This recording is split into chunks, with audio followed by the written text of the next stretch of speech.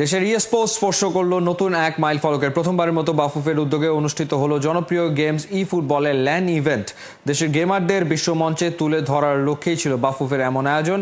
ঢাকার ওসমানী মেমোরিয়াল অডিটোরিয়ামের সেই আয়োজন ছিল নজরকাড়া। গেমারদের একের পর এক অ্যাটাকার পাল্টা অ্যাটাকে গেমাররা যেন ফিরিয়ে এনেছিল রিয়েল গেমিং মোমেন্ট।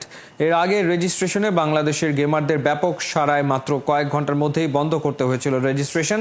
গেমার এবং দর্শকদের এমন সাড়া পেয়ে বেশ উচ্ছ্বসিত বাফুফে সহসভাপতি ফাহাদ করিম জানিয়েছেন নিজের বড় স্বপ্নের কথা।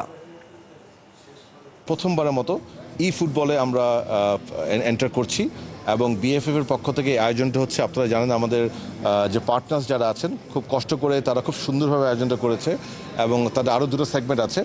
এবং আপনি জানেন যে ফুটবল এবং গেমের একটা কিন্তু ডিফারেন্ট ওয়ার্ল্ড, এবং আমি যদি টিপিক্যাল ফুটবল ওয়ার্ল্ডকে চিন্তা করি, ফুটবল ওয়ার্ল্ডের কিন্তু same size but not known to us.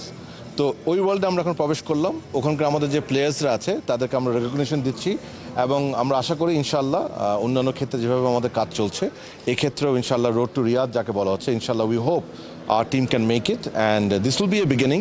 এরপরে আমরা এটা তো খালি রোড টু রিয়াদকে নিয়ে কাজ করছি, এরপরে আমরা নিয়মিতভাবে বিএফএফ এর পক্ষ থেকে এই ধরনের আয়োজন করব to create hour pool of players.